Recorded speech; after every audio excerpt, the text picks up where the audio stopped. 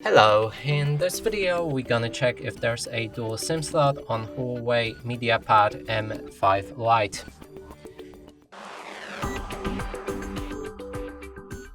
And to do this, let's take a look right here on the bottom. There's a SIM slot. Now let's try to remove it with the SIM ejection tool. And when it's out,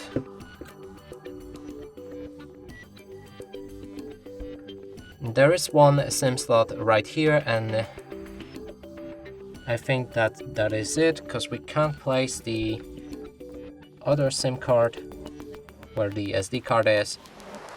And yeah, that confirms that this device doesn't have the dual SIM slot, it has only one SIM slot. And that's it for this video. Hope you like it. Please consider subscribing to our channel, leave a like and a comment below.